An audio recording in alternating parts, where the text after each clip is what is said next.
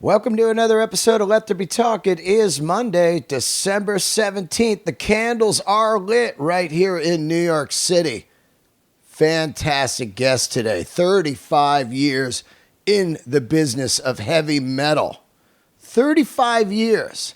My guest today is Lizzy Borden. Been playing metal for 35 years. And it's just incredible. You just cannot ask for a better career. Of course, a lot of bands have been huge, but then they disappear. They don't play again, or they hate each other, and there's 9 versions of the band or whatever.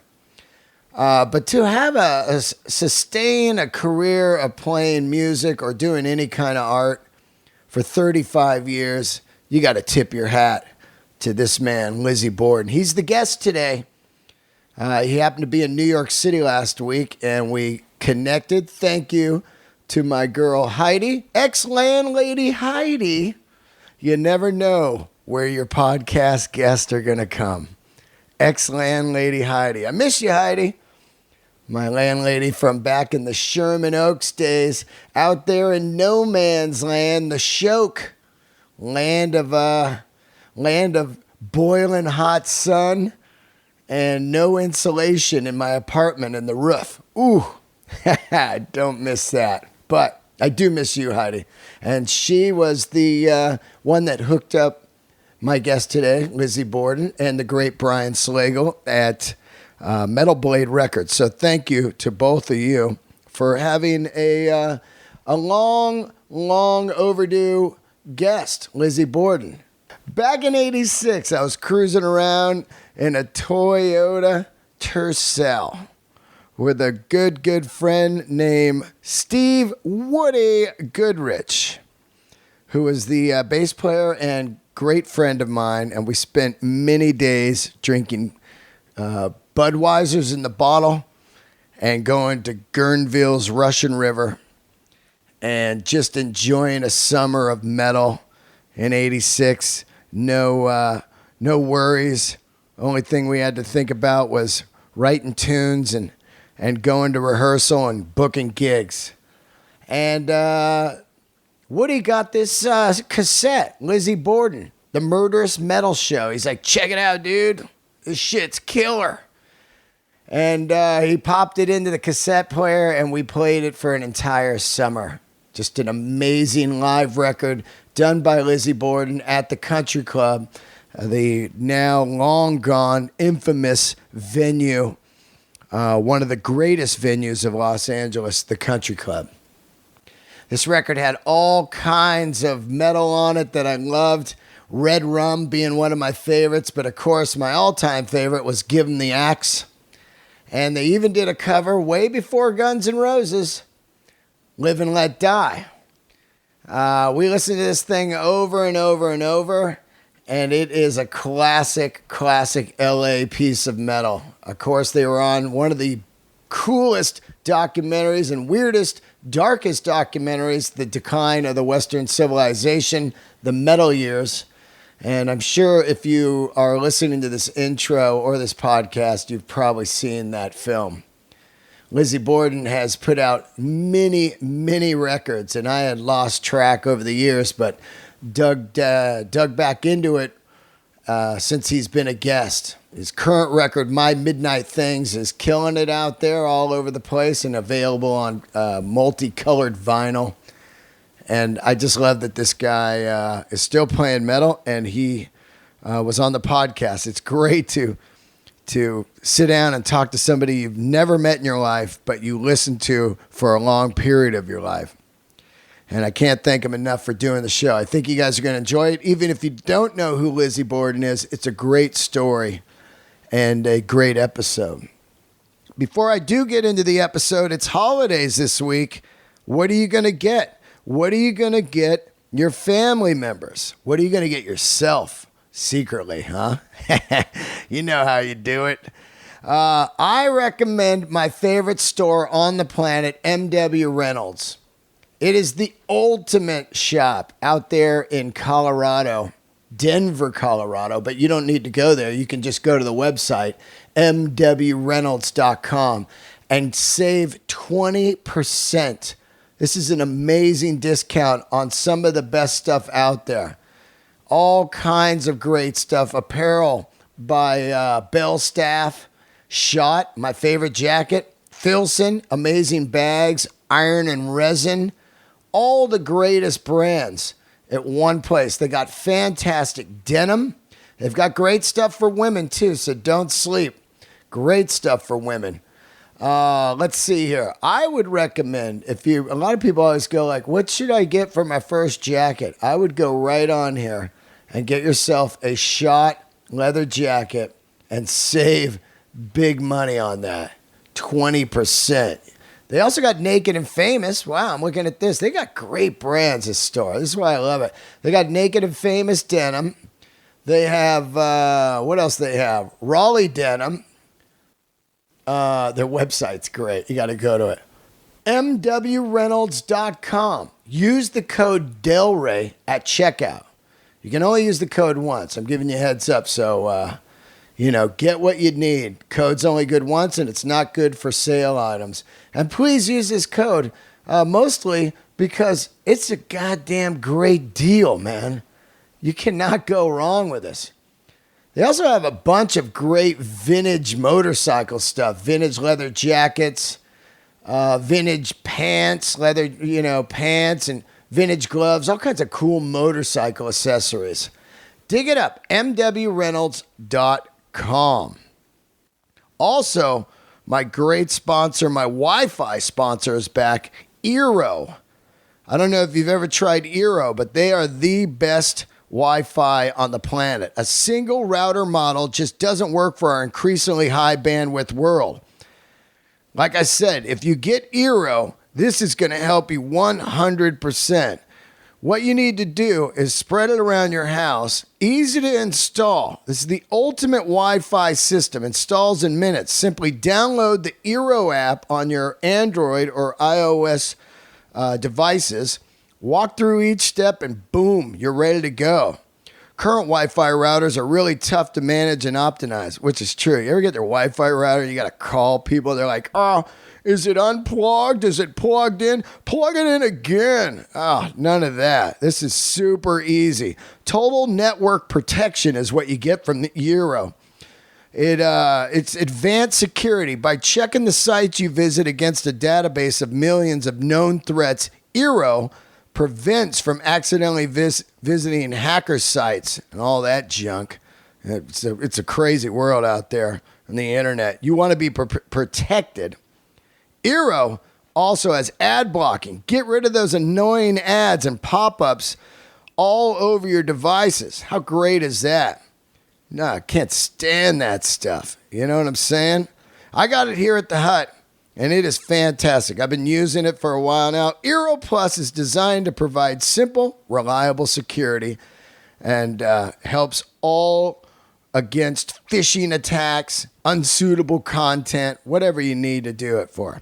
Okay, here's the deal. You got to get with EERO because they are going to hook you up. Never think about Wi-Fi again. Get $100 off. $100 off the EERO base unit and 2 beacons package and 1 year of EERO Plus. Visit EERO.com/Delray, and it's spelt EERO.com/Delray. EERO.com/Delray, and get your $100 off your EERO base unit and 2 beacons package and 1 year of EERO Plus. This stuff is great. I'm telling you, man, that some of that Wi-Fi routers and all that stuff out there is garbage. This stuff is high end, and you're getting $100 off. Fantastic sponsor for the Dell Razors. All of us are internet junkies. We love to surf the net.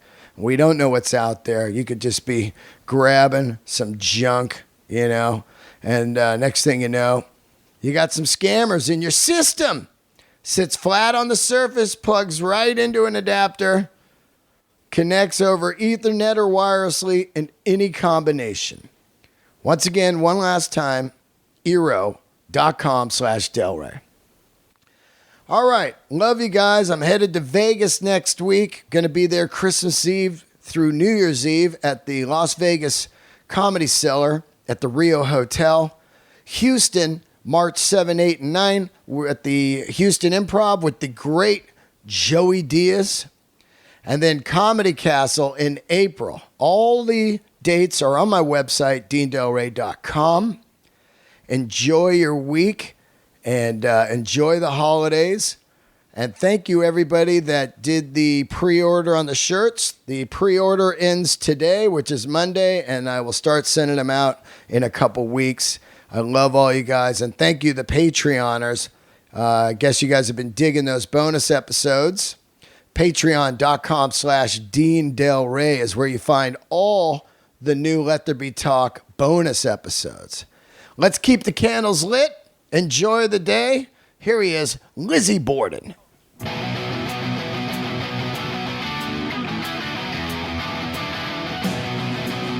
All right, thanks for tuning in to another episode of Let There Be Talk. Fantastic guest today, a fucking lifer in metal right here, Lizzy Borden. How are you, man? I'm doing amazing here in New York. Finally, getting to spend some time here. We're both California guys, and we're in New York on the fucking coldest week going. I thought it was going to be way colder. Oh, yeah? I was prepared for frostbitten, bone chilling, and it's been actually not bad. Yeah, last night, it was 19 degrees, and it doesn't feel cold to me unless the wind blows. Right.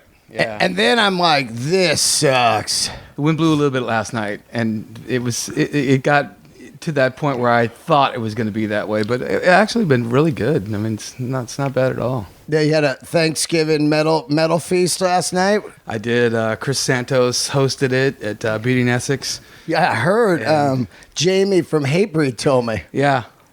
It was a interesting group of people. Who was there? Oh God,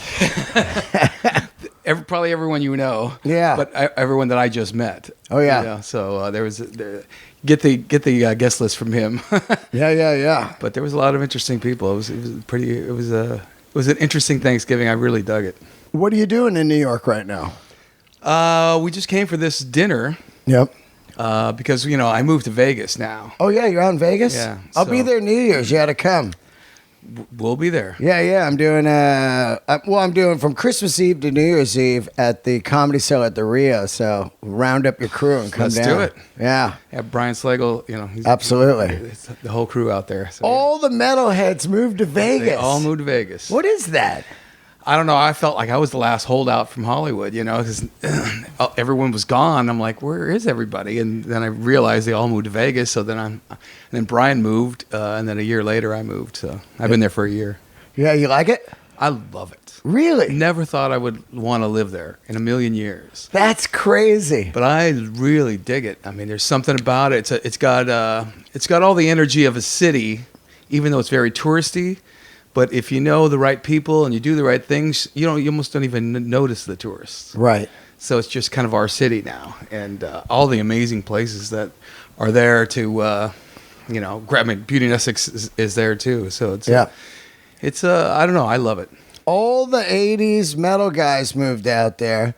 It's crazy. Like there's a ton of dudes. Varney's out there. Yeah. Mike Varney. Yeah, I've seen him a few times. Yeah, you got Slagle's there. A ton of guys, whenever I'm talking, they go, yeah, I live in Vegas now. Oh, the Corey from Slipknot, I think he lives there. Oh, yeah? I haven't seen him. But, yeah, I mean, it's like I said, it has so much energy for and I live right outside, in Henderson, which is, I know that. 15 minutes away from the city, so I get the best of both worlds. Yeah. You get a giant house there, and it's really, it's a whole different ballgame. Now, did you buy or rent? Buy. Long term. Yeah. It's so funny. I feel like I'm the only guy that doesn't own anything. I'm like, what is going on here? Well, that market is so good. It's just, my two nephews just moved there.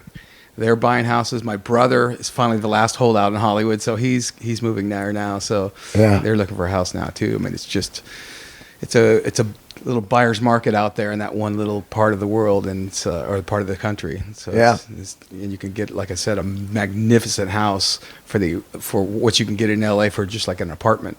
That's nuts. Yeah, I got to tell you, I haven't really listened to Lizzy Borden since the old days. I got a great story for you. Me and my buddy Woody, who was the bass player in my band, we used to rock that live record nonstop, man. He works at Dunlap now, and he's going to be laughing when he hears that I interviewed you, because there was like a solid summer, that live record, Give 'Em the Axe, live at a country club, was on our cassette player, like nonstop. And then, of course, the full-on decline of the Western civilization and all that.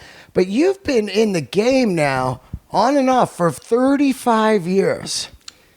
Tell me about it. 35 years, dude. I mean, I got to give my hats off to you. You remind me of guys like Jeff Thorpe from Vicious Rumors. These guys that have been going forever. They play Europe and all over every year. And it's funny because people always go, whatever happened to that band? They'll say that about a lot of bands. Like I toured with the Wallflowers, and they go, whatever happened? And I go, what do you mean? They play every year. What happened to you? That and for me, it's a little different because every record's been different than the one before. And, even the first two were very different from each other. But they were kind of in the same thing. But when I moved on to making better sounding records and everything, I got a whole new audience. Yeah. And every record kind of did the same thing. So, and then of course we did so well around the world, and all we did was tour North America over and over and over again until probably 92, and then we kind of left to go do the world. Yeah. And we, unfortunately had to. We couldn't stay here in North America and tour the way we wanted to. It was just too difficult. And over there, we could country hop. We could do 4 shows in one country. Wow. And just keep going around. So, we've been busy all this time. It's been amazing. But it is sad that we haven't been able to tap back into North America. And that's what I'm trying to do on this record.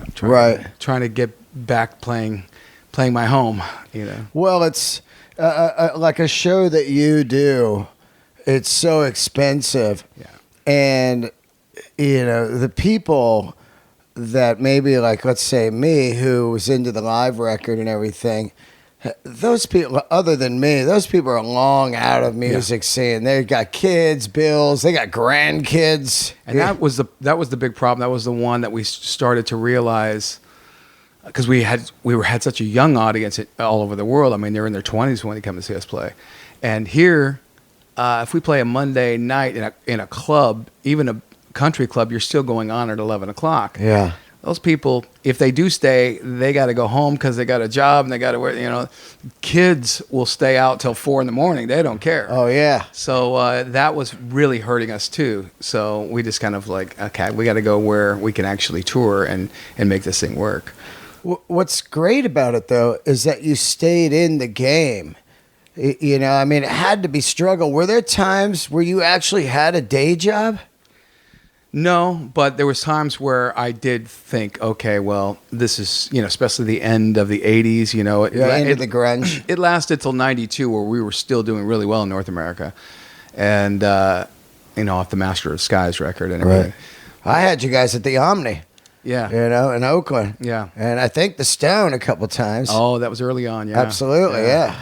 Yeah, we did. We started in San Francisco. We started at Ruthie's End, which was a thrash club. Oh, yeah, in Berkeley, yeah. Yeah, and we weren't really a thrash band, but it was pretty, we started out in the most lowest level you can start at, but that's where it all started, Absolutely. So, we mainly started at the Troubadour and kind of worked our way up. And we became a national act within 2 years. Wow. So you guys started at the Troubadour? First show was at Troubadour, yeah. So and it was on like a Monday night. Oh, yeah. And I think we opened up for Rat before Rat was Rat, and like Mickey Rat or whatever. It was like right on the edge, I think. But it was Christmas Day. Oh, what? Yeah, and I didn't know the band, but they kind of hoodwinked us because we were so naive. We didn't know anything. They said, why don't you guys take the headlining slot? Oh, I got clowned on that same thing. Being from San Francisco, the last spot is headlining, but last spot in LA is not headlining. On it's Christmas closing. Day, we're gonna headline. Okay, let's do it. And of course, we played to like 4 people, but you have to do that to figure out when it got good, and it got good really quickly. We had to move from the Troubadour. We played the Roxy and the Whiskey a few times, but we had to move to the Country Club because it held like 2,000 people. Wow! So it got big very quickly, and it was a lot of fun. And so that's why I took the band out of there and started touring. Yeah, we went back to we were selling out the Country Club over and over and over again, and then we went on tour playing back to 200 people. yeah. But I wanted to be a national act right away. Wait. Now, early on, so what city did you grow up in LA? I was in San Fernando Valley. Gotcha. Northridge. So you and your brother, you put together this band. Did you have bands before Lizzy Borden, or what was going on with that? Well, he was actually in a high school band or a junior high band. I can't remember what it was. I think it was a junior high. They would come afterwards, and they had a bass player and a guitar player, and they had a little room, and they were jamming, and they were doing Rush songs and Zeppelin songs and this and that. And I was just starting to be a singer, but I was so young and I still didn't have a voice, But there were certain bands that I liked. And who were they? Well, of course, I got into Cooper and Kiss. Of course. But vocally, my voice wasn't anywhere near that. I was a kid. Those guys were men. So they had fully developed man voices, and I still had a kid voice. So I'm like, I had to, I was starting to sing Robert Plant because I could do that. Yeah.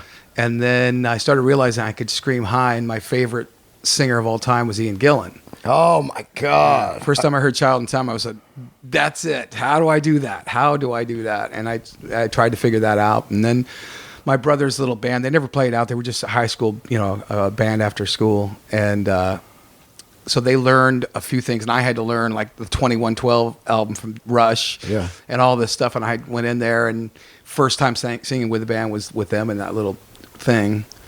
And then we found a couple of guys that wanted to do it. Back then it was kind of really weird because you could play to 300 people a night in the San Fernando Valley at a high school party. Yeah, kegger parties. Yeah, kegger parties. That's where all the bands broke ground back in the day. Yeah. I mean, early on, I was seeing like Vicious Rumors in San Francisco, bands like Roadrunner, Le Mans, that all later got record deals and everything. But they would play these 20 keggers that kids would put on. They'd really only be 5 kegs. They go, it's a 26 kegger. And you drive up on some mountain ridge or whatever, or wherever. It'd be in some guy's backyard. Same with Van Halen. It was usually the parents would go away, and the guy or girl would throw a wild party. But it was Friday and Saturday every week. Yeah. So we would go into these parties watching these bands, and they weren't that good.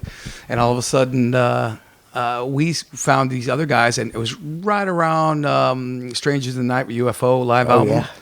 So, and the guitar player we had played very much like Shankers. So wow. We just kind of learned that whole record. Played our first show in front of 300 people. I never played it. I never even got up in front of the in front of the classroom to do a book report. Yeah.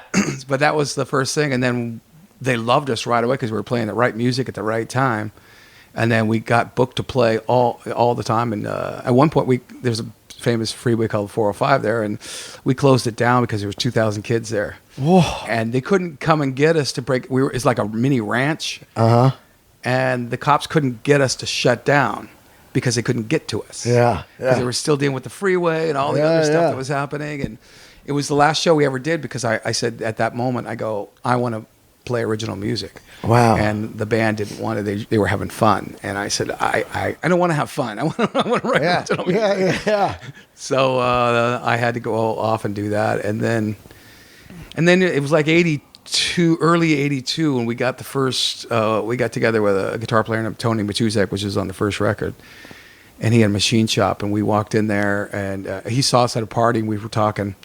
And I said, I want to write original music, and he did too. So the three of us went into his dad's machine shop and wrote 2 or 3 songs that ended up to be on Love You to Pieces. Wow. This is early 82. But we couldn't find a bass player. None of us knew how to play the clubs or anything. So we just kind of and then Joey and I got an offer to play this established band called Avalanche. They were kind of half covers, half originals. Yeah. And they were already established. They already had a built-in audience. So the bass player, or the singer and the drummer left. So we said, let's just do that. So we went in there and we ended up playing, some of the clubs in Hollywood. And then it's kind of like a boot camp. It Started was. learning it from some people that were already seasoned. They had been there, done that, and that was kind of the problem. They were a little too old. So, and I already knew that my first band I ever saw was Kiss. Yeah. So I knew I was going to do, and Alice Cooper and the Tubes and all these I gravitated toward the theatrics. So I tried to turn those guys into what I wanted, but they were set in their ways. It was just impossible. So then I told Joey, let's just do this. So I put an ad out, and Tony Matuzak, the original guitar player we played with a year before, that we never played out with, he called me, said he's got a place to rehearse and a bass player. Oh. So he came in and actually started working on, more of the Love You to Pieces, what would be the Love You to Pieces record, and then we started playing out. And then went through 3 bass players really quickly, but then when we got going, it went really fast. Was it getting the song on Metal Massacre? Was that part of the big draw right away? Like people were hearing from me from that also? Well, that was kind of a weird thing because obviously, putting out an album was impossible. You weren't even, no one's even thinking that. Not at all. Yeah, it was like you're just thinking about the gig at the Troubadour. All we were thinking about is playing a show, in front of people, and putting together the show that I wanted to put together. But we were rehearsing at a place called Harlequin, and actually Black Sabbath was there, and they were mixing their live album or something, and Dio was actually producing one of the local bands there. Oh man, the Live Evil record. Yeah, and they were doing something. They were working at night, so we never saw them, but we were in the rehearsal space. And then people kept coming in and going, yeah, you guys sound amazing, this and that. And then someone told me, he goes, there's a record company that does bands like the way you guys sound. And I said, well, how do I get in touch with them? And they said, it's a guy named Brian Slagle. He works at a record store right on Topanga Canyon. So me and Joey went over there the next day, and we had a 4-song live demo that we did in rehearsal. And I went up to the counter and I said, "It's Brian Slagle?" He goes, "Yeah, it's me." And I go, "You have a label?" He goes, "Yeah." And I go, "Well, I have a demo." And he goes, "Great." So he took the demo, and that was it. And then we walked over to start looking at records, and he's playing the demo. Wow! And it was a filled record store. And "Rod of Iron," which was one of the songs that ended up on that Metal Massacre, was one of the songs. And after it was done, he came over. And he goes, "Hey, come over here." And we came over. He goes, "One of these songs will be on the next Metal Massacre." And I didn't even know what a Metal Massacre was. Yeah. So I said, "Cool." And he goes, "So go re-record it." And I go, "Okay, you're not paying?" He goes, "No, you got to pay." Welcome to the business. Yeah. Early on. So I went, okay. So we went back and we did our first demo, which was that song. And where'd you guys record it? You remember? Harlequin, the same place. Oh, same place. Sabbath was at night, and we slipped in there during the day. Wow. And first time ever recording, and delivered the song to him, and it ended up on the thing. And it did. The awareness was mostly in Europe from that. Of course, because that kind of stuff like Shrapnel and Metal Blade and all those labels, Megaforce, were huge in Combat, big labels in Europe. Yeah, all the fans kind of, we were the right band for what they were looking for, so we got that response. And then at that same time, I replaced some members in the band and got the right lineup. Right. And at that moment in time, and it was kind of cool too, because even though we were playing Hollywood, we were attracting high school kids who were, coming out on Friday, Saturday night. Are they from the days of like the keg parties and stuff? No, Did you keep track of them? Or? I don't think it was any of those kids. It was younger kids, and they discovered metal first. Of course. So these bands, and of course, every band member had just got out of high school, so they knew everybody. Yeah, you could network like a mother. You know, when you're in high school, even like the first couple of years of me being in a band, junior, sophomore, junior, senior, you're like, yeah, we're playing Friday night, and you just tell the school. Yeah, that's all we did. Yeah. We told the school. The whole school would show up, or in various schools would show up. Exactly. That's how we got a fan base so quickly. It was just, an automatic. Lizzy Borden's playing tonight. Where? Troubadour. Done. And we always made sure we played a Friday or Saturday night, and we kept it like no more than once every 3 weeks. Yeah, so exactly. It was always Don't overplay. Yeah, we did. There was a lot of bands played any gig they could take, but we knew we were getting this ready-made audience, and they loved us, and they started knowing all our songs, and we were writing like crazy too. By the time we finished "Love You to Pieces," we had already written most of the Menace record, so I was so far ahead. And then we did the EP in '84, which was really interesting. Yeah, because we didn't know anything about recording. Yeah, and we recorded. It was a 4-song demo because Armored Saint had just done one. It was pretty successful. So that's right. Brian wanted to do the same thing with us instead of doing the first record. So we did that, but we couldn't mix it. The mixes just wouldn't work. So he brought in, now I'm drawing a blank on the guy's name. He went on to discover Christina Aguilera and all these, wow. But he ended up mixing a Lizzy Borden EP. I forget his name. That's great, man. Yeah, it's such a weird thing. That I love when you look at guys like that. You're like, that guy worked on early Lizzy Borden. Yeah, it's just really funny to. There was a few guys like that, like Zack Snyder, who went on to do the Justice League and all these amazing movies.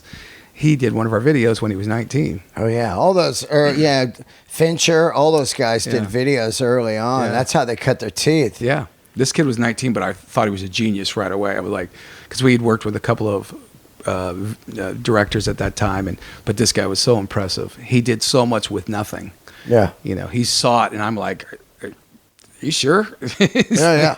He's like, "Believe me, it's gonna work." And I'm like, "All right." So he turned nothing into something just because he had the eye for it and the vision for it, and he was only like 19. So 19. Yeah. Back then, when making videos was hard work. It was hard. They did it like a movie. I mean, everything was done like a movie. Yeah. Editing. And he's doing all the effects himself. He's doing all this. He had a little bit of a crew, but they all believed in him like he was this kid genius, and I did too. I bought right into it because he was so. I mean, the guys before that were just pointing the camera. In fact, I was directing the video. Going, what do you think? This, that. And they're like, yeah, that's all good. Yeah. But with Zach, he was like, let's do this. I want you to come down here. He knew exactly. So it was like, I'm in. Yeah. Well, now when you do this live record, by the time you do the live record, it's funny because live records really broke bands back then. Everyone that I ever listened to, from Peter Frampton, AC/DC, UFO, Judas Priest, you name it, all the greats, Zeppelin, all those live albums broke people. Cheap Trick. Yep. Your live record really was the one that broke it open for me because it was so rockin'.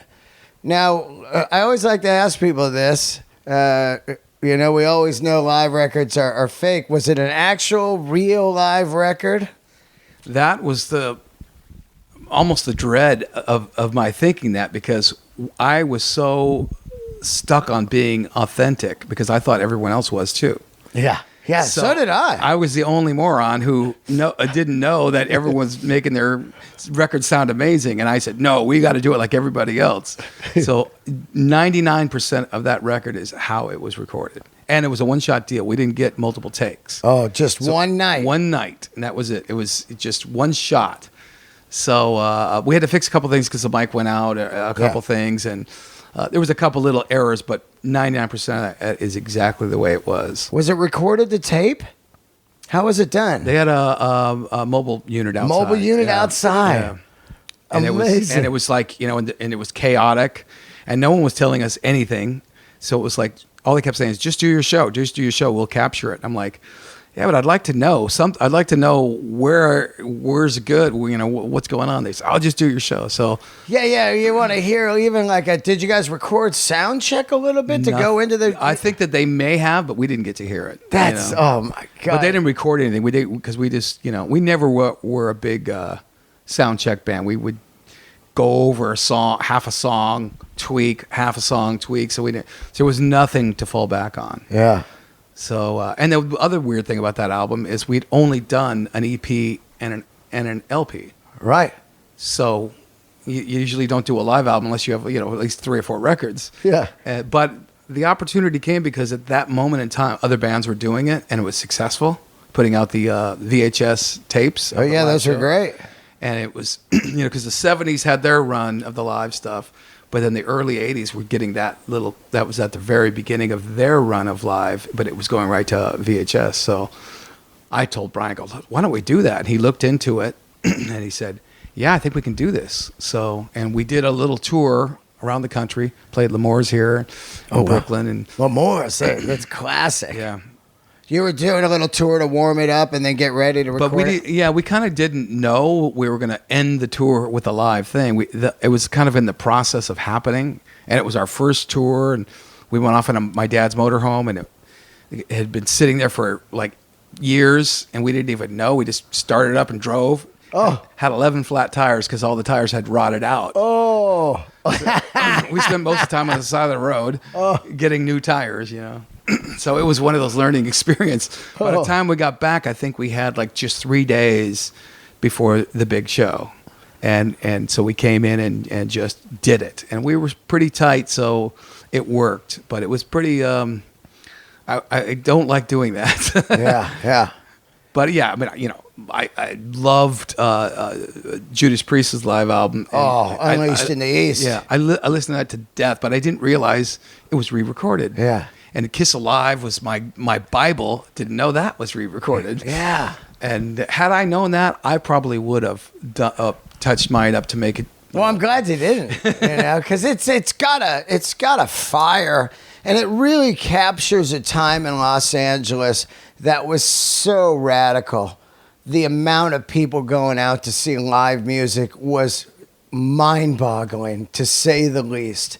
Unsigned bands, signed bands, medium-level bands were the kings, because the big bands only came like once a year, maybe, So everybody below it dominated. And the big bands, to me, never seemed like obtainable.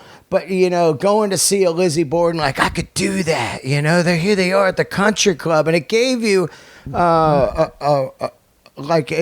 boost. Well, and not only that, it was the transition between the 70s and 80s. So the 70s bands were still hanging on to arenas, but they were fading because, with Van Halen was so influential to everybody wanted to be a guitar player. So the whole town was filled with guitar players. So all they needed was singers and drummers, and so everybody kind of found their mode, and it was such an exciting time. I mean, one of the first times we played the Troubadour, Dio was working on his first album, I think, and he came in and with his whole band, all wearing fur coats, which was just. I'm on stage because you can see that everybody coming in. I'm looking over and I'm going, holy shit, that's Dio. Oh, man. And that happened all the time. David Lee Roth would come down. I mean, you're playing in front of these people that you worship, and they were watching you do your show. Yeah. And sometimes he came back. I remember we played Troubadour, and Jimmy Bain came up and goes, what the hell? Where'd you get that voice? My God, it's amazing. So you get all that enthusiasm and people that would come in, maybe they didn't even know who we were. They just happened to come hang out at the Troubadour. Exactly. I don't know. But it was still that energy was there and that excitement. And if you're playing in front of your heroes, maybe you could be a hero too, So it was kind of the thing that we felt we were on the edge of something. Yeah. And everybody went to see everybody else's band too. So half of the crowd was other musicians in other bands. Always. That was the fun thing. Yeah. Hey, man, we're going to go see Lizzy Borden play tonight. We're going to hand out some flyers. Yep, There's going to be some girls there. It's going to be a killer scene. And the whole night would go till about 5 in the morning and end up over at Rock and Roll Denny's. Yep. Blazed out of your mind. Yep. Or they would have, some rich guy would have a party in the hills. Oh, always. Yeah, so that was always weird, right? You just hang out the rainbow or whatever and then just go up there. Yeah. But yeah, I mean, that was the cool thing. Everyone, even though there was maybe a jealousy there, everyone did support each other. Yeah. Even if it was a good, a thirsty competition. Yeah. You know, it wasn't like an evil jealousy. It was more No. like, oh, fuck, these guys sold it out again. Yeah. Yeah. And I went there to see, a lot of time I went to see What Not to Do. Because as a singer, a lot of people were guitar players that just grabbed the mic and they looked very uncomfortable. But I was a singer from the start, and I played guitar second, so I felt always very comfortable. In fact, I felt uncomfortable with a mic stand. Yeah. I was always tripping over it and everything, so I just got rid of the mic stand right away. But I always went to see other singers and see how they did it, and when I see them babbling on about their day and this and that, I was like, okay, that's what not to do. Yeah. And then I kind of got rid of all of that verbiage and tried to figure out, all the things not to do that I thought didn't work. And you start creating the character of Lizzy Borden. Yeah, and it was off the back of Kiss and course. Tubes and Cooper, so there was a lot of stuff I just said, I'll borrow this, They're not using that anymore, And then, I ran that, even off that live album. After that night, we never did that show again. Wow. Yeah, I just reinvented the show. We had new costumes, new everything for the Menace record. And after the Menace tour, we never did that show again. That's cool. And then we did the Visualize tour, created new costumes, new show, new set list. We always paid attention to the new album. There was always at least 60% of the show was the new album. So we designed the stage show based on that. So almost after every tour, we would I would just tear the whole thing apart and restart. And that's kind of, you lose your fan base when you do that because you get the foundation and they only want you to play the first record, and then all of a sudden you're playing the new record. Yeah. And they're, hey, play all those songs. Yeah, where's Give 'Em the Axe? Yeah. This is bullshit. It's like we're moved on. And I still get that to this day because a lot of people only fans of the first two records, the older fans, and they didn't follow my career. And then they hear my set and they go, who are these songs? I'm like, these are my biggest selling albums. That's Those hilarious. first two albums did not sell. Yeah, you tumbleweed. These guys that blow out. Where were you when I was playing it the first time? Yeah, really. It is. Wow, that's interesting. Yeah, my most successful records have nothing to do with the first couple of records. That's incredible. So you don't play anything from the early stuff? I do. I always try to play at least one song of each record because I do know now at this point it's probably 10 to 15% of the older fans that were there in the 80s or there at the end or somewhere around there that want to hear those songs, and I try to at least play one song off of each record. When you were putting together the character Lizzy Borden, were you having some failures and like, oh, this is cool, oh, that's not working, or did it just pretty much come out of the gate? You had the vision for it, and it's just started working. Well, like I said, I had Kiss and Cooper and Tubes and all this stuff to go off of. So, and I knew my character was going to be different, but I kind of created different characters because once I did the Lizzy character, I realized, man, I was off of all the horror movies at the time, all the great horror movies, the Freddy Kruegers and the Jasons and all that stuff, and I wanted to bring that in. But right about the time we were finished with that, Cooper came back because he had been gone for like 5 years. Yeah, and he just went full on with all that stuff, Welcome to My Nightmare Part 2. He was kind of more, at least at that Nightmare step, he was into the classic, the Hammer films and Vincent Price and all that. I was into the splatter stuff. But when he came back, he came full on into the splatter. So I went, I got to back out of this because it's going to look like I'm just, trying to be him. Yeah. And I was borrowing a lot of stuff for him for sure. There's no doubt about it. And I also had to look back at that and like, how can I do this my own way? And once I started realizing I have to get rid of this character, and so I reinvented the character. The Menace album was a general called Stiletto, and he was kind of it's kind of a whole backstory. I try to write a backstory for each one, and for the Lizzy character and the Stiletto character, it was the same guy. He killed in Love You Pieces. He accidentally kills his girlfriend and buries her in the backyard. Right. Which Guns N' Roses later made a song about that same topic a few years after I did. Big hit. You still love her. But anyway, so that was that, and then all those apocalyptic movies came out, so I got really influenced with that. So the Menace record came out of all of that, and so I had my character turn into Stiletto, which was like this guy who was just like every movie. This guy that was regular guy, but ends up controlling a whole troop of people, like a Charles Manson character. Everyone would followed him. Yeah. And he believed he was a general. So that was and then like Jim Jones or something. Exactly. Yeah. So that was that. And he's dealing with this apocalyptic, 1984 kind of thing, And then the visualized character was Oblivion, which I had envisioned him crawling out of the TV set, and he was a culmination of everything that was on TV, but in a living form being. And then 2 years later, they made a movie called Shocker, which was the exact same premise. I'm like, come on. It was dead on the nose. Oh, man. So You just have to get robbed. Well, it could be coincidence, but yeah, of course. Yeah. And then after that, I had the Master Size character, which he had a name, but I was just kind of, I wanted, when I was writing the lyrics, it was so easy to do a Phantom of the Opera type thing. Yeah. But I wanted it to be reverse. I wanted the girl to be the Phantom. And that's kind of what it is. And he's haunted, So he's suffering as if he's a phantom, but he's actually the recipient of this haunted thing. So I kind of put the focus on that. And then Appointment with Death album I did, and the Deal with the Devil, I played the devil, And Appointment with Death, I played Death. And it went on and on like that. So that's got to be fun, right? Creating these. It's fun for me because you have to find the look. Yeah. You have to figure out what this character is all about, why he is thinking the way he's thinking, especially when I'm writing the lyrics. I'm always thinking character, even if the song starts to veer off from the subject matter. I'm like, okay, well, this character could take this down the road. So, if I write it like in script form, it's more interesting for the character, and then I can also cut up the lyrics and make them more artistic. So. Yeah, kind of King Diamond. King Diamond does that a lot. Of course, I love Pink Floyd, The Wall, and all the thematic stuff, and Queensryche with Operation Mindcrime. Yeah, those are all kind of concept records. Yeah. I mean, I had, all those records most of my influences are coming from the 70s. Yeah. I mean, I almost never listen to the music in my own genre.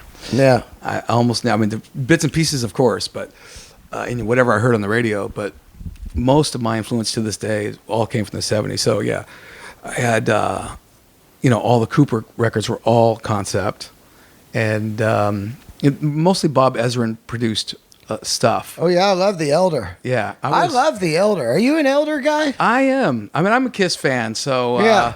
I kind of, and the same thing with David Bowie. Of course. I followed Bowie in the early days, and the fact that he kept changing threw people off because they, same thing we were talking about earlier. He wants you to stay in your wheelhouse. Yeah. And he's like, there is no wheelhouse. I'm just going to keep going and reinventing myself. And I followed him. Even stuff that was hard to swallow, I still followed him because and the same thing with Cooper. He went off on a different direction, and I was like, where's the heavy stuff, Yeah. But when he got into the 80s Outside Riders and all that stuff, that was pretty bizarre. Like, I get it. You got to adapt for the times, and he was a totally different guy. Yeah. But those stones keep you going into another realm. It does. And I think that even however subtle a band goes outside of their wheelhouse, like the early days of AC/DC being more of a boogie band to what they became with Back in Black. Totally. It's subtle, but it's awesome, and you see that they've come from here to there. And I hate it when bands stay and just keep doing the same thing over and over again. And the only way you can do that is if you write better songs. Yeah. Also, there's a couple bands that did it so genius, I'm good with it. Ramones and Slayer. Yeah. And AC/DC to a notch. But other bands, it's like, all right, this is the same thing. It's the same thing, same album, only different songs, but the songs sound exactly the same as the last. Yeah. So I always followed people's career, and I liked it when they took chances, even if it failed. And it's the same thing we were talking about on stage. All the theatrics that I do, even to this day, they fail all the time. Oh yeah. Oh yeah, you if it doesn't fail, you're not experimenting. You're just recreating something. So Well, it's like comedy. You have to bomb all the time to get to the other side. Yeah. So bombing is part of it, and I embraced that early on. It's just like, okay, now I would tell the band, okay, we can't do this anymore. It bombed. What are you talking about? My whole section went crazy. I'm like, yeah, but the other sections didn't. I need them all to react the same way. Otherwise, it's not working. Yeah. So, So I fail upwards, and I try to. And stuff that used to work, and then we've been around for as long as I have, then you keep doing it. It doesn't work anymore. And then years and years later, you bring some of that stuff back in, and it works like a charm. It's just like comedy. Yeah. Material works for a long time, then it doesn't work, and then a couple years later, you whip one out, and boom, it's killing. You're like, oh, man. It is weird how that... It is weird. I think what happens is yourself... You get a little burnt on it and you don't notice it, and then it's not working anymore because your heart's not in it. And then later, if you do it, it's magical because you're like, remember this thing, and you do it. Yeah, I think that's true. And the audience sometimes is new because they're getting, you're getting a younger audience that keeps cycling. Yeah, and they're seeing something that they heard about. I like, especially in Europe. I mean, all those kids. They romanticize the 80s. Of course. And they dress like it. They're full on into it. They're into it as we were at the beginning. And I love that. I mean, I go there and I see that enthusiasm, and they're screaming and singing the songs, and I'm like, I feel like I'm in a time warp here. I love that too. You're like, look at him, and you go, that's a full-on costume. But I used to rock a costume daily. And it really wasn't a costume as more of, I think in the 70s, let's go 50s, 60s, 70s, 80s, there was definitely, I mean, now you go to Chipotle and the guy's got tattoos on his neck and stuff. But there was a line in the sand. Either you worked a job or you were rock and roll. And if you were rock and roll, you let everyone know 100% by never wearing a suit, unless you're Bowie, it was just what you wore. And I would wear that shit to the grocery store. Absolutely. I mean, I walked out, my hair was out to here at that time, really big, and I would get looks from everybody. Yeah. And it never, when you go out into the general public, it never became acceptable. No. It was always something to gawk at. And I wore it like a badge of honor. Same here. I had all the studs and everything, walked around. And I go, I am a rock singer, so get used to it. Yeah. And also, it's amazing how you could push buttons with just an outfit back then. Oh, yeah. You can't really push buttons now. People just be like, look at that guy. They judge more like, what a dick. Yeah, it is a different, like, this guy's out of his element. What's going on? Yeah.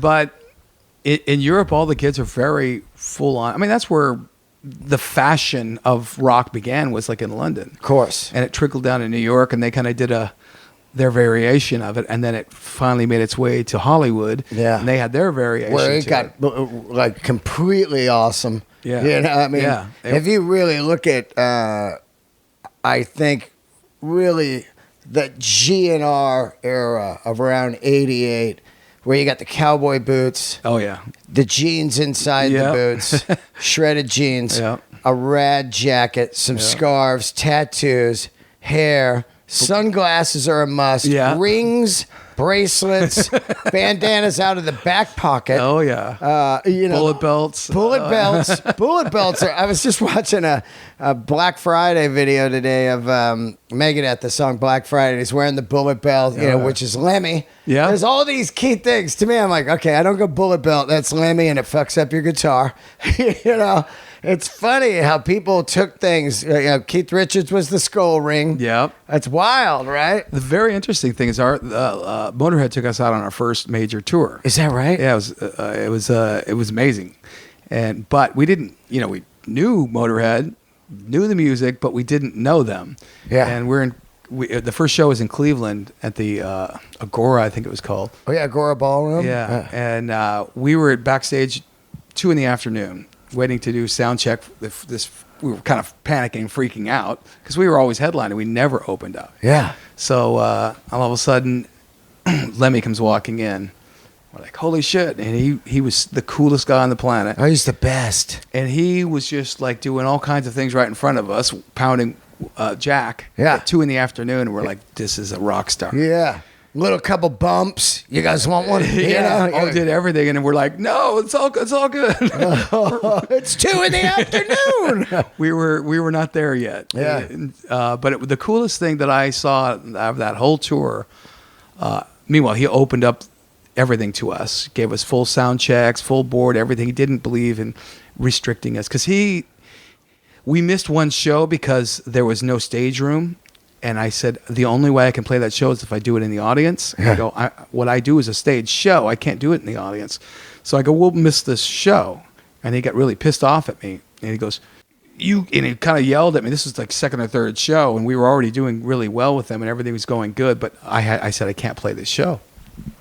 So afterwards, he came and yelled at me and he said, you don't understand how it is. You got to pay your dues. You got to do whatever it has been. He goes, when I opened up for Ozzy, I had 3 feet of room. And I go, you give me 2 feet of room and I'll play. You give me 1 foot and I'll do it. But I cannot play the show in the audience. And he kind of looked at me and the next night they moved all their shit back and we never had another issue. That's awesome. But another cool thing was, we had stage gear. We'd have street clothes, and we would get our full stage costumes on, and we would go on and do our show. But I didn't know he did the same thing. Yeah. He went from his blue jeans and regular belt to black jeans and the bullet belt. And we were shared a dressing room one time, and he was getting dressed for the show, and I'm like, Lemmy wears a costume too. That's awesome. I love it. Yeah, it was so cool. He got totally mentally geared up for the show by wearing his version of his costume. I love that guy. Yeah, it was so cool to see that because it was because we thought we were kind of out of place because we're kind of a show business type band, even though we're heavy metal band or whatever. But he was on the same page, but he wasn't going costume. He was going to his version of it. So, but we were really on the same page. It was cool to see. When you were putting together the whole look of the band and stuff, who was making the costumes? Because I think one of the greatest things about rock and roll is the clothing. And back then there was no Hot Topic. There was no, malls didn't have this shit. You had to either go to like London, New York, or sometimes LA, a little corner. But I always say this. I want to meet that person that made the Jimmy Page Dragon Pants, because somebody made these outfits. Now, how did you find people and they put them together for you? Well, in the 70s, you could see where it came from. It came from the London fashion. I mean, I read books on David Bowie and stuff, and there was a fashion district down there, and even the Sex Pistols later on would go and get their stuff there too. So all the fashion designers were enamored by the bands. So they were making costumes for Bowie and for everybody else that wanted it. So they had these amazing fashion designers creating this thing. So it was not hard to believe that Zeppelin did the same thing, and that's why they had pretty interesting stuff and amazing outfits. But for me, in Hollywood, it's still nothing was there. So we had to go to the trashy lingerie. No, that wasn't even there. It was a gay thing. I forget what's called. Oh, like that place on Santa Monica. Santa Monica, yeah. Pleasure Chest. Pleasure Chest. Yeah, I used to go there, get the belts. Oh yeah, we went there. Oh, that's the spot. We went there to get our first leather pants. Chaps, yeah. The whole band came in there, and it was probably early '83, maybe somewhere, or could be late '82. And we all walked in there, and they tried them on us. And it was the first time we were in a gay shop. We were freaked out by all the stuff that was hanging on the walls and everything, because never seen anything like that before. Just full S&M. Yeah. We didn't even know nothing about that because we're the 4 guys from the San Fernando Valley, the suburbs. So it was such a shock. But we got these great leather pants that lasted for 10 years, And that was the start of it. And then when we went on the road, we would go to different shops, during the day, and we found little, rings and different things. You kind of collected them as you went around the Goodwills and stuff too. You could score. Oh yeah, we just kind of mixed and matched, but we did have costume makers too. When we were rehearsing, there was, the movie Troll from the 80s. It's a low budget horror movie. Oh, I do actually remember that. Well, the effects designers who went on to do major movies, they were right next door to us. So we had to smell all their resin and everything. Oh, making stuff. But they were making all these monsters for all the monster movie, but they were right next door. So I wandered in there once, and they had come to see us play one time, and they loved it. So I said, and they built a couple of our stage stuff, and then they started, and I came up with costume ideas, and they built, and they were more on the effects thing, but they actually made these contraptions that I wore on stage. That's great. And then I found... I mean, even Wasp was wearing crazy contraptions, remember? Yeah. Like, just shoulder pads and weird shit, Because we were copying Kiss, and Kiss had, major people making these, costumes. And so we didn't have the money, so we just makeshift. Yeah. And when you makeshift and you experiment, you come up with original stuff because you're putting things that don't belong together. Exactly. And that's what we were doing, just getting some heavier stuff with lighter stuff and putting it all together and mixing and matching and see what worked and what didn't. And that was kind of how it all. And then later on, I found some costume designers who understood how everything. And then recently, I guess within the last 10 years, a good friend of mine, Rallis Khan, he designed my masks for the stage show. And he did a couple of my costumes as well. So he was amazing. He still is amazing. He's an effects wizard. Oh, that's cool. Yeah. Slipknot has some insane masks. Yeah, I think Rallis even worked on some of their masks. I'd never seen Slipknot, didn't listen to him or whatever, and I saw him a couple of years ago, maybe a good 5 years ago now or longer. Played with Slayer out in the desert, and they came on.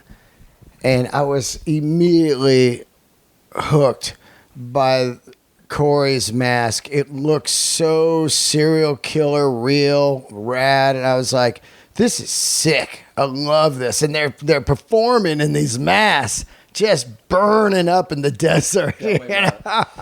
I mean, I've been wearing masks since 1983. Oh. And I used to wear the same skull mask, the same one. It lasted for like 3 tours, and it was ratty, old, disgusting. And every time I put it on, I would choke because I'd have blood in my mouth and stuff like that, and stage blood and everything. But I wore the same skull mask for years, from like Give 'Em the Axe all the way up till probably the end of the Visual Eyes album. Same mask. Wow. Disgusting. The older it got, the better it looked, the more haunting it looked.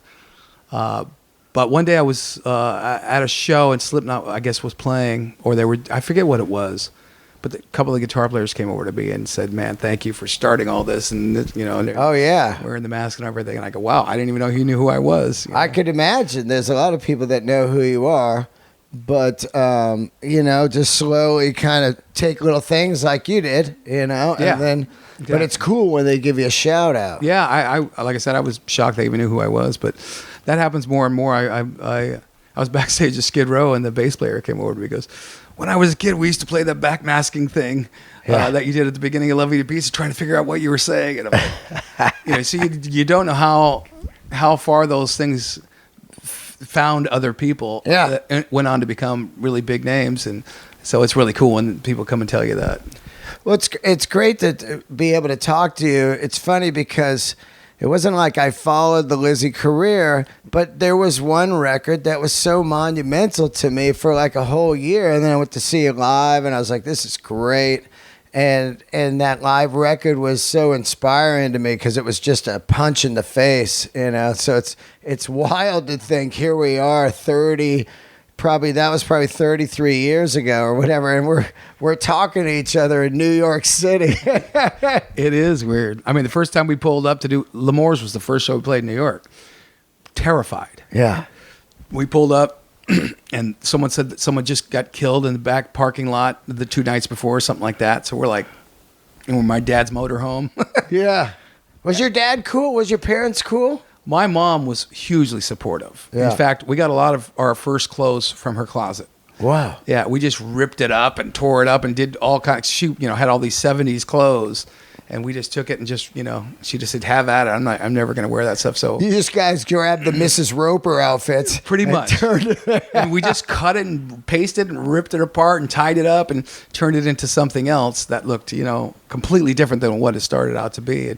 But that's how you have to be creative. You take this old stuff and turn it into something new. But your dad, was he into it? No. He came to see us at the Troubadour once, and it was early on, and at that time, idiots would go in the bathroom and stuff up the toilet so all the water would flow out. Oh, yeah. And almost every night someone would do that, and it would be 3 inches of water. Oh. My dad went in, stepped in all the piss, and walked out, and he saw the show, didn't care for it. And he goes, that's it for me. He said, if you want to stand in piss for a job, go for it. But I have nothing to do with it. And I go, okay. What did he do? He ran a construction company. He was very successful. Yeah. Oh, wow. Yeah. So your family was wealthy? Middle class. Middle class, yeah. Which is like rich for the San Fernando Valley. It was we kind of moved from Reseda to Northridge in a flash. And that was like, one city up. So we kind of moved up one city. So, and that's kind of where we stayed. So it was, but yeah, I mean, it wasn't, we didn't starve. Yeah. Yeah. Let's talk about something that's real in this business that I ran into and really couldn't play music anymore for one of the reasons. People always go like, why'd you stop? Well, I do comedy now, for 9 years, and I'm glad I stopped. But being able to pay musicians, I mean, how many members have you had in your band? Like 20, 30? Yes, feels like it for sure. Absolutely, and it is a brutal world when you are the vision and you have the drive. And especially early on, there's that dream of it's the four of us, we're the team, exactly. Van Halen. Yeah. Then later, people start dropping out, and the more people drop out, the more when the new guy comes in, he becomes just the hired gun. What is that kind of, that's got to be super difficult over the years of playing music that's not necessarily huge in America. So people have to understand we're going to go somewhere else and play to 30,000 people. Yeah, that's what it was. It was, but it happened so fast. I mean, our first bass player came in, and he was very into punk, and we started playing so fast we sounded like a punk band, and he loved it.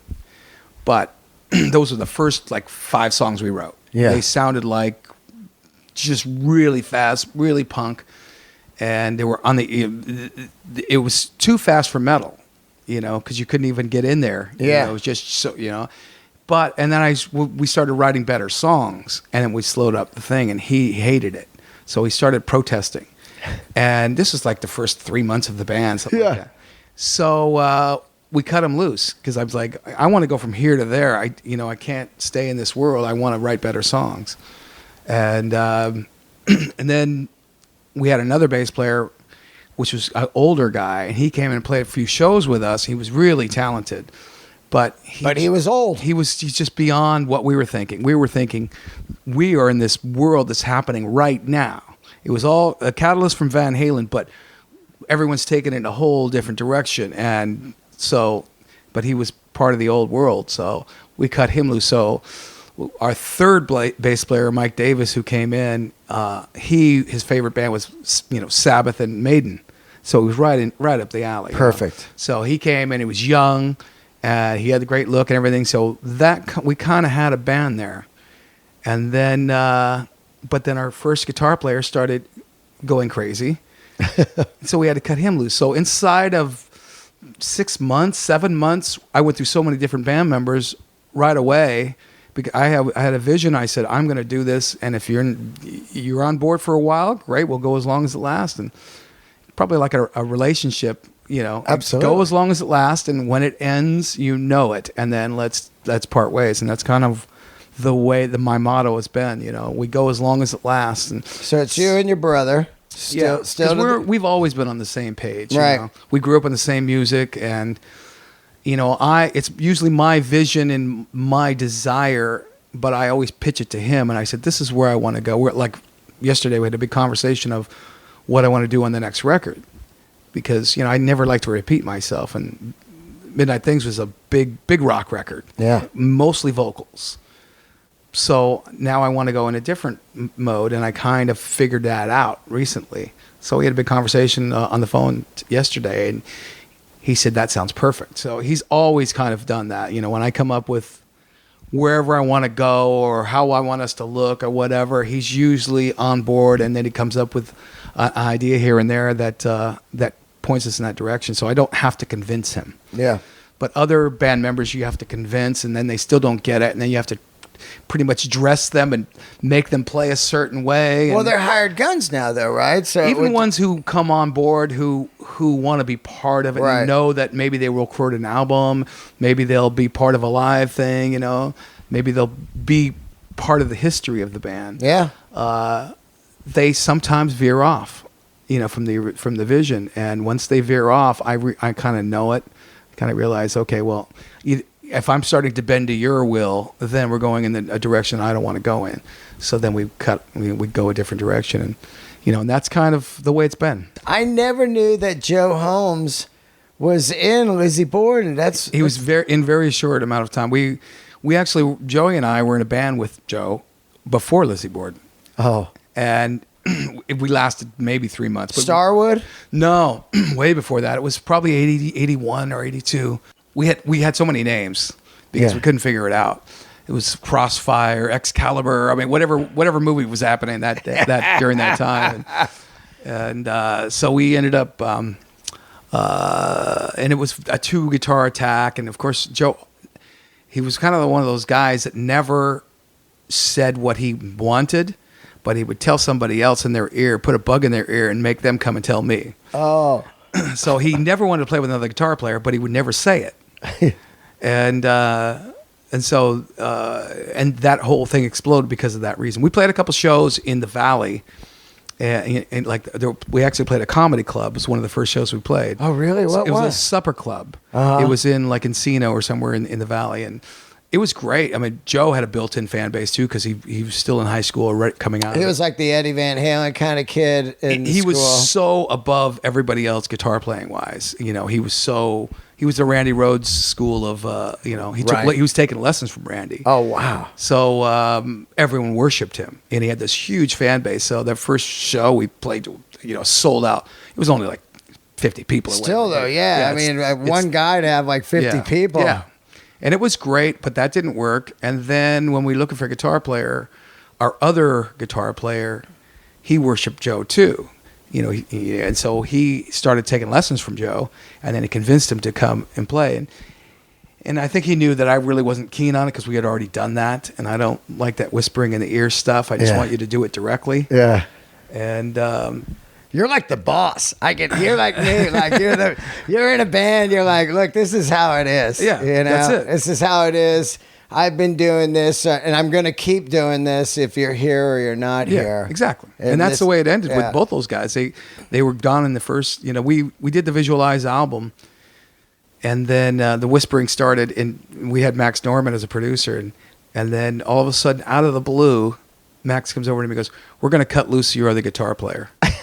And I'm like, and we were in Massachusetts, on a farm, recording our first big record, which was, Visualize. And And I go, what do you mean? He goes, yeah, the guitar sounds don't match up. And I go, yeah, either does Judas Priest or Iron Maiden, or they all have different guitar sounds. Absolutely. That's what makes them great. Yeah, that's what I said. And he goes, yeah, but it's not working, so we're going to cut them loose. And I'm going, oh, that bug was in the ear. I can already tell. And did that happen? No, I said, absolutely not. Yeah. I go, that's not going to happen. And plus, I wrote, most of the songs I would write most of, but I would bring in a guy who was named Gene Allen. He came in and he would come in and finish off the song or update it, from my guitar playing to his guitar playing. So Joe didn't write anything. Yeah. So I'm like, I'm not going to go with the guy who didn't write anything over the guy who did. Yeah. So we ended up, I said no, and then Max got really mad at me. And then I kind of felt that was the beginning of the end. We did the Visualize tour, and it was more of the same. And, any chance, it was like, our guitar towns just don't match. They just don't match. Why don't you just say you just want to be the only guitar player? Yeah. But then he went on to join David Lee Roth. Oh, he did? Yeah. I never knew. He must have been in Roth and never did anything with Roth. He did the Little Devil or Devil. Oh, I remember that one. Yeah. That tour. He did the whole tour. Oh, wow. And it was mostly Van Halen songs. Yeah, I remember that actually. Yeah, I did really well, and then me and Joe became friends when he wasn't in my band, and he invited us down, and we used to have lunch all the time. It was great when we weren't working together. Yeah, but all these members, it's good. Yeah. Now you had 2 members that died in car crashes. 2. I can't even. When I was reading this, I was like, "What the fuck?" Yeah, it was tragic. I mean, Alex Nelson. Alex Nelson was in the band. He was the first guy to take over the first guitarist slot, and he was a friend of the bass players from the same area, Montebello, and the guy was just unbelievably talented, but he loved the juice. Oh yeah. So it was a big problem, and he did the Menace album with us, but he couldn't stop himself. So I had to cut him loose, and that's when we got Joe. Yeah. But then at the end of the Visualize tour, I realized both guitar players were, trying to do something that I didn't want to do. So I said, you go your way, I'll go mine. So then I replaced them and put out another ad, and we had a cattle call, and Alex calls me, and I hadn't seen him in a couple of years, and he goes, I'm ready to go. All those problems I had, they're gone. And he came in, and he was masterful. And he actually was he was my guy for years after that, because he had just straightened himself out, and he was amazing. And That's great. And he's the greatest guy on the planet, And then we had, for the second guitarist, we had a new bass player, and his friend was Corey James. He came in. I loved him right away. And both those guys had totally opposite guitar sounds. One had long, real blonde hair. One had long, real black hair. And the chemistry was, from the first thing. We had a cattle call of a bunch of people. We don't even see those people. We already have it right here. Oh, and there was another guy that came in, and who was really good. And a couple of guys in the current band were rooting for them. But I said, Corey's so amazing. So and for 5 years we toured the world, and it was amazing. And those guys they were connected. And then they both die in the same model car, like 5 years apart, 4 or 5 years apart. That's insane. Yeah, it's crazy. What kind of car? Like what? It was a Ford Blazer, I believe. Ford Blazer, yeah. and was it like not their fault? Or it always seems when people get their shit together, like Stevie Ray Vaughan, he's clean, then he goes down in a helicopter crash. Like people get their shit together, it's almost like they're supposed to be gone. Isn't that weird? Alex always lived like there was no tomorrow. Yeah. Even when he was functioning really well compared to the early days, he still lived like he had to make use of every ounce. So it seems like he knew he had a clock that was ticking.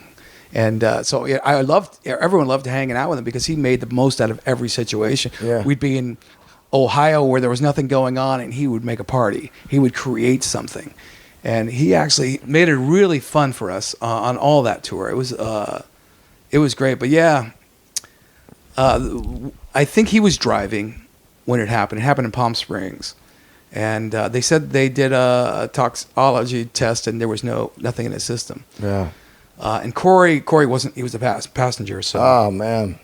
It ended up, it was really sad. That's just tragic. And when you have to bury these guys, and it's just, oh man, it's one of the toughest things, because you've traveled the world with these people, them, you've lived with them, and it's way too soon, and they didn't die from an overdose or anything, so it's just like really like tragic.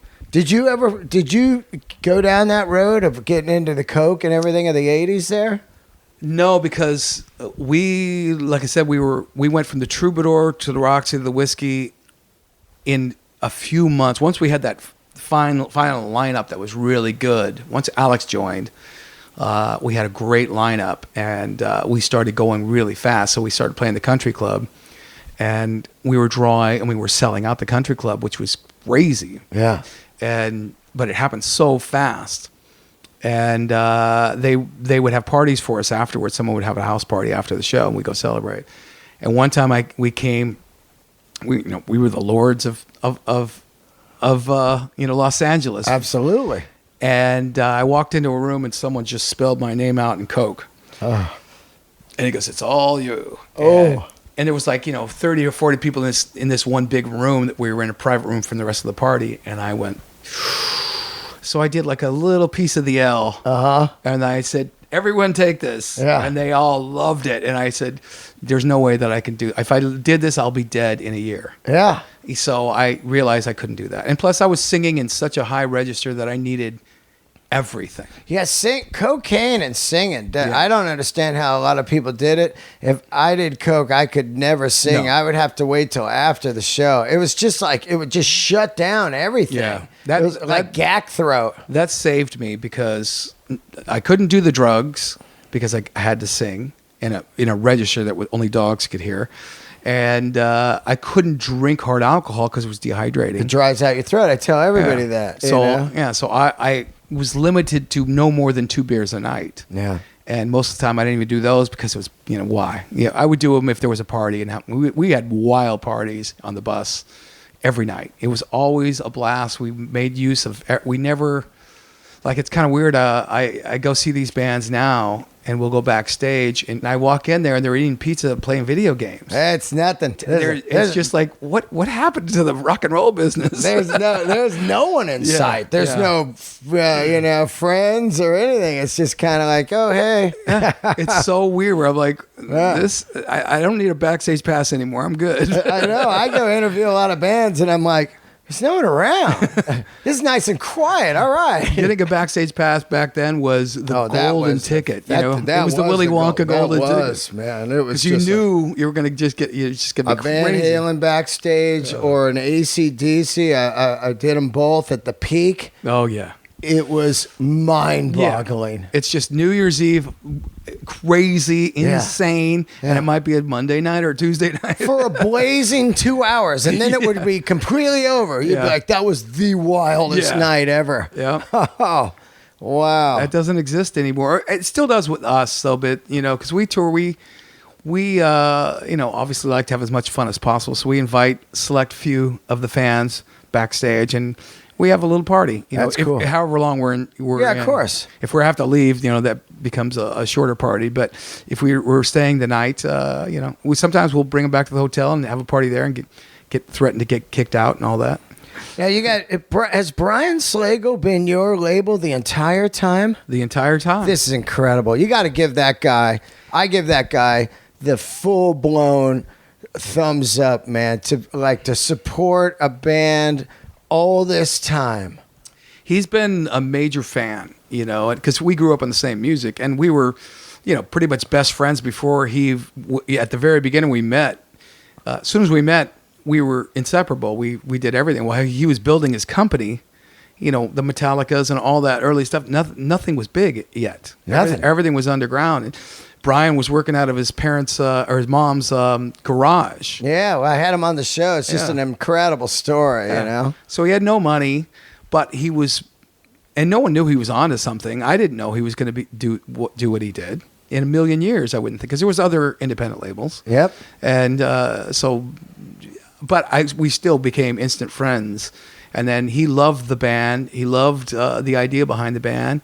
And so he was a big fan all the way through. And even I just signed the deal. He was the one who came to me because I was with Metal Blade, but we weren't releasing any albums. Yeah. We were just touring. Yeah, because you hadn't released a record in 11 years. Yeah, it's been 11 years. This is incredible. Yeah. Like 11 years and you put one out this year. But there was no point because we were just touring constantly, and it was just like we had released Deal with the Devil and A Point with Death, and they had like 5 or 6 years between them, but both of them fell on deaf ears.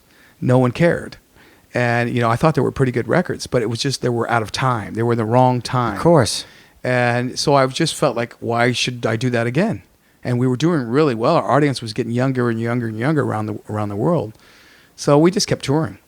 But he came to me and said, you need to make a new record.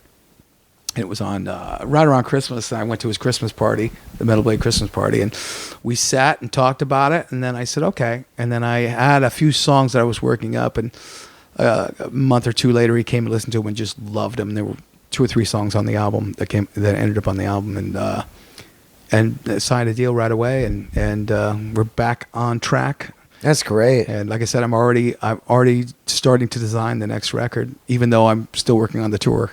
That's awesome.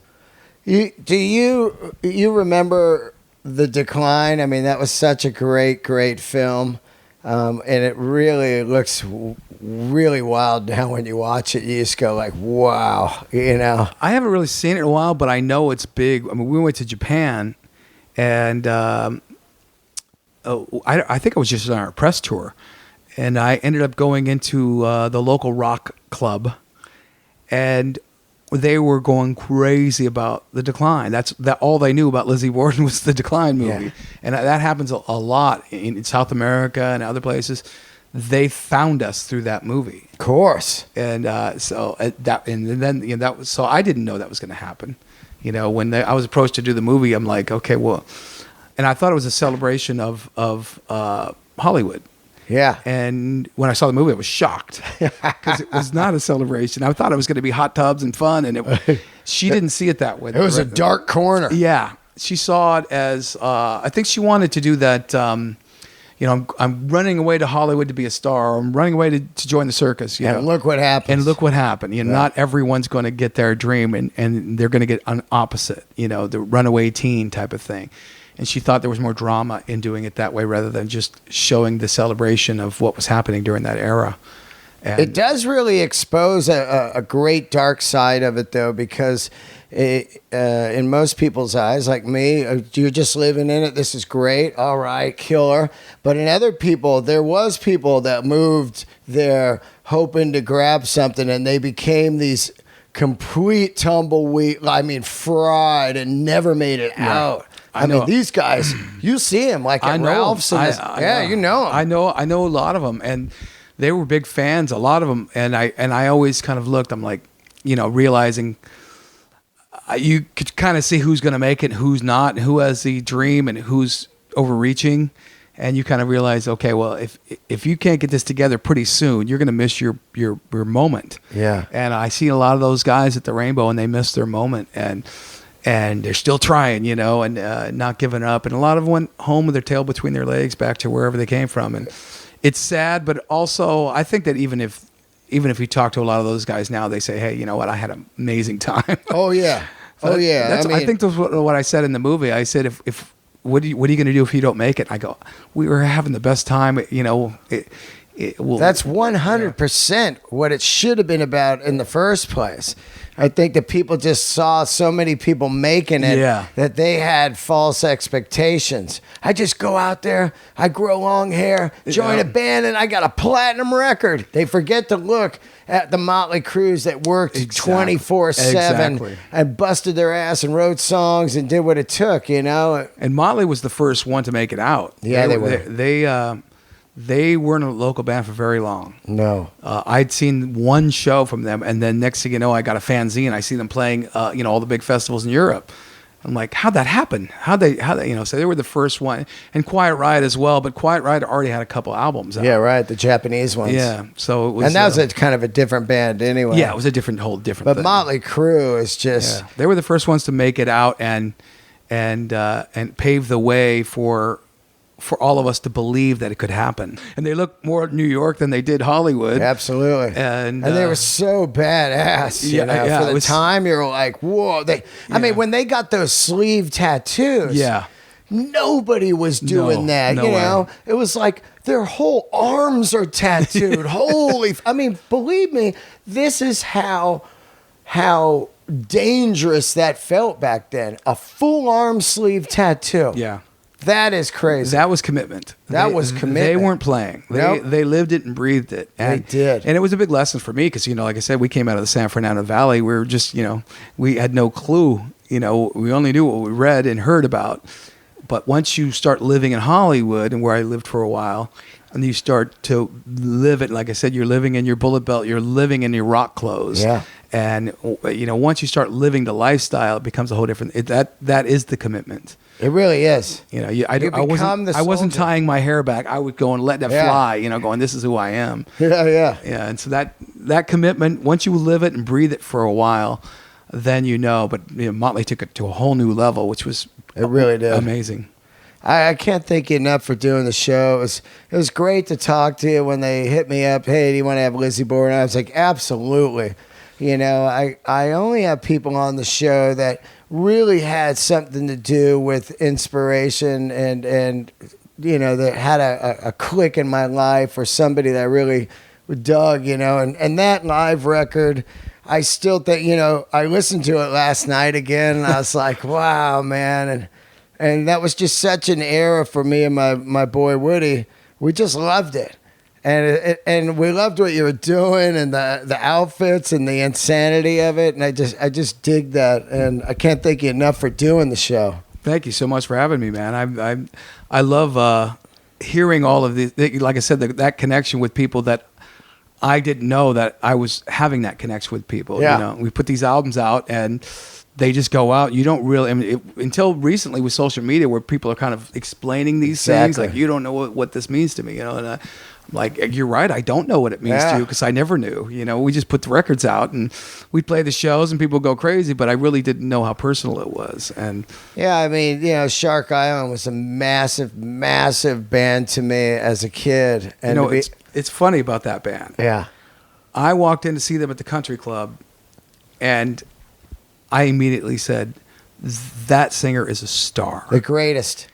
He had the wind blowing in his hair. That's it. And all the songs were like 3-minute hooky songs. Yeah. And I'm like, this guy's the spot. Yeah. I said, this guy, and I walking out hearing these songs stayed in my head. And I'm like, that band's going to be huge. Yeah. And I was so shocked that they didn't go to where I thought. I thought they were going to be the next big thing. I still can't believe it. And I saw that singer. That guy was a star. No one touched that guy. Yeah. No one touched that guy. Yeah. I was blown away by it. He's top 5 of all time, but top 1 as the unknown. Yeah. And top 5 as far as I'm talking the Hollywood, rock and roll singers. Yeah. To see that guy unsigned. And I walk out of the whiskey and never, ever forgot it.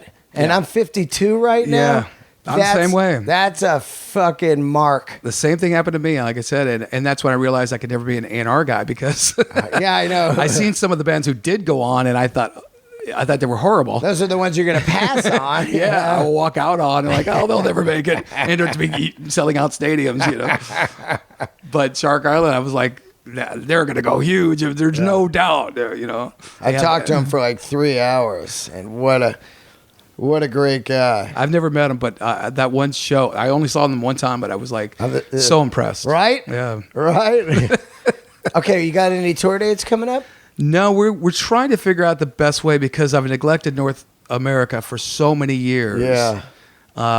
It's going to be so pricey to do that. It's difficult to do it. Yeah. And but this album hit pretty good. It was it debuted at 148 on the top 200 Holy in shit. the whole country. So that's great. It's finding, and it's the best reviews I had for any record I've ever done. I've always had mixed reviews from every record. This is the one that's getting probably 90% positive. Glowing responses. I love that you're still in the biz. I love that. The fact that I could make a record that they're not just saying, oh, it's another Lizzy Borden record. Yeah. They're going, no, this is possibly his best record. That's amazing. And I'm like, I thought the opposite. I thought this record was going to get mixed reviews. Yeah. Because it's kind of a rock record rather than a metal record. But it's getting the best reviews. So I really want to play here. So we're trying to figure out the best way. And there's so many options. None of them are amazing. Yeah. But we're thinking about doing a big showcase show, because we're building a giant stage production. Oh, yeah? And so it's probably going to be used mostly around the world. But, we're thinking about doing the stage production, playing one show and filming it, and doing a live whole thing about it. So that's kind of the thought process now. But there's a few tours that we're thinking about, too, that are in the pipeline. But you never know. Once we start booking one show, the other ones come out of the woodwork. So we might do a proper tour. But at this point, it's very expensive to be able to pull that off. You guys go bus, or do you do just We've done fly-ins? We've done it all. Yeah. We've done bus, vans, motorhomes, everything you can think of. And it gets harder and harder and harder to do. But there's a whole different kind of weird thing happening. Entertainment has become, people are showing up. They are. And they're going to these shows on a Monday and Tuesday. You know, it's kind of like it was in the 80s again. Because, you know, there was a whole time where, you know, Friday and Saturday was your big thing, but you're on tour. Yeah. You have to play the Mondays and Tuesdays. Yep. So that's kind of... I think they're showing up if you don't burn the brand to the ground. Yeah. 6 different versions of this band. They're all fighting in the press.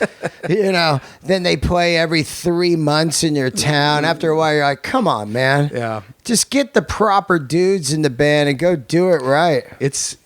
Yeah, I see that coming back. So I'm pretty hopeful that we can do something proper in North America. I'll go to that. That's what people are saying. So it's making me believe. Yeah, so keep me in the loop. I'll go to that. And I really want to play New York again. I mean, the last time we played, we did a tour with a band called Lordi from Finland. Yeah. And we played, what's that place? Irving Plaza? Irving Plaza. Oh, yeah. It was one of the best shows. We used to play at Lemore's Queens all the time.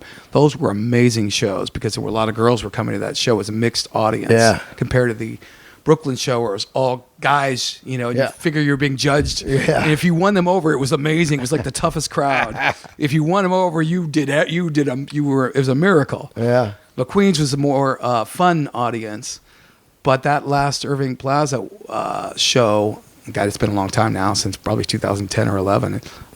One of the most fun shows I've ever done in New York. It's a great room. It's a great room. The audience was great. There was young, there was old, and you know, I remember Sebastian Bach was in the front, was screaming, going nuts. I'm like, what the hell? Oh, that's cool. Yeah, it was weird. It was the whole thing was weird, but I loved every second of it, and that's why I'm like, God, I miss New York. I miss playing this place. It's a great energy. Yeah. And, I mean, you could probably do Vegas, New York, L.A., and maybe like somewhere in Texas.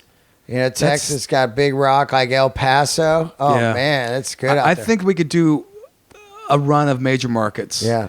And but that is expensive. It's a lot of travel time and no shows in between. I mean, you know, so that's otherwise we'd have already done it, you know. Yep. But I think you're right. I mean, I think that's the best way to reemerge in North America for us, since we've neglected it for so long. So I think that's probably where we're going to head, and just book, you know, I don't know, maybe 6-7 shows around the whole country. Yeah, that's all you need. Yeah, and then if those are good turnouts, then we'll see where we go from there. You got Instagram or Twitter? Real Lizzy Borden. Real Lizzy Borden on Instagram? Instagram, Twitter, and it's Lizzy Borden, I guess, on Facebook. All right. There's 2 pages. I got a personal page, and I've got the band page. Well, thank you so much for doing the show. Thank you. Listening to the new record today, it was great. Thank you so much. And shout out to Brian for keeping you on the label all these years. That's a record deal I'd love to have. You know, they're bigger than ever, Metal Blade. They are bigger than ever, man. It's wild, you know. And we are doing I just have filmed a new video. We've done one video called Long May They Haunt Us. Next video, we filmed it now. It's going to come out around early February for Valentine's Day. It's called Obsessed with You. So it's a whacked out video. It's going to be really cool. That's smoking. So, yeah, it's going to be cool. So that comes out, I think, the beginning of February, maybe the end of January. And everyone go buy the new album, My Midnight Thing. Yeah, get on there, man. It's on iTunes and you know, all the platforms. And get it on. Is it on vinyl? It's on colored vinyl. Wow. 4 different versions. That's cool. It's actually 8 if you buy the European version, because there's like 8 different versions of that's vinyl. Amazing. So 4 in North America and 4 in Europe. So it's the first time we've ever done anything like that. So to see vinyl come back in that way, and people are so loving it, that it's just come on. That's great. The first time I ever heard our thing was on vinyl. Oh, man. Oh, so good, right? So, yeah, to have it come back is really cool. Well, I'll see you in Vegas. Actually, Christmas Eve. I'm going to see you tonight. We're coming to your show, I think. Oh, yeah? Oh, that's great. Yeah. Oh, man. Wow, what a surprise. All right, I can't wait to see. What's your lineup tonight of... I don't know the lineup. I think Attell's on it, David Tell. There's a few great comedians tonight. I go on every night at the Comedy Cellar. Awesome. And it's just the that and the Comedy Store in L.A. Did you ever go to the Comedy Store in L.A.? We lived there. We were there. We were there. Watching Sam Kinison in front of 5 people. That's great. I brought Brian to see. I go, you got to see this guy. He's amazing. No one knew who he was. Yeah. And he would close. Yeah, remember that? Yeah. He would close it. And we would go there, and it'd be like 2 a.m, and wait, and he would come on, and he just killed. Yeah. And you'd come out, your jaw would hurt, everything would be just you'd be crying. It would be so funny. What year you think that was? Like 87?